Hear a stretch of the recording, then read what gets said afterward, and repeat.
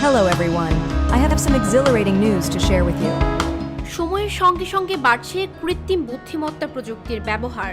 কৃত্রিম ছবি তৈরির অন্যতম মাধ্যম এআই। নিজেদের কল্পনা কাজে লাগিয়ে বিভিন্ন বিষয়ের ছবি তৈরি করেন অনেকেই।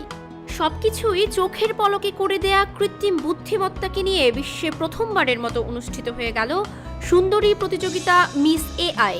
চলতি বছরের এপ্রিলে এআই কন্টেন্ট নির্ভর ওয়েবসাইট ফ্যানভু আয়োজন করেছিল এই প্রতিযোগিতা।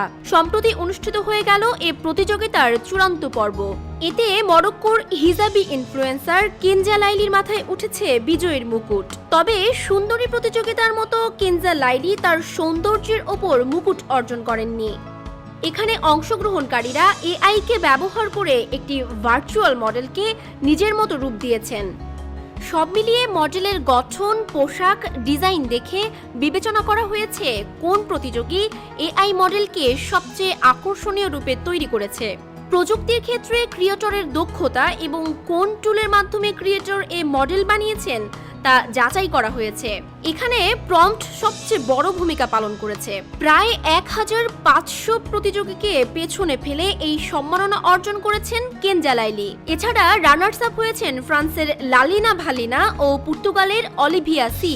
কেনজা লাইলি মরক্কোর প্রথম হিজাব পরিহিত অ্যাক্টিভিস্ট ও ভার্চুয়াল ইনফ্লুয়েন্সার।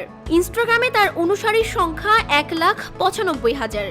নিজের কন্টেন্টের মাধ্যমে লাইলি তার দেশের ঐতিহ্যকে বিশ্ববাসীর সামনে তুলে ধরতে চায়। তার লক্ষ্য আরব বিশ্বের নারীর ক্ষমতায়নে বিশেষ অবদান রাখা।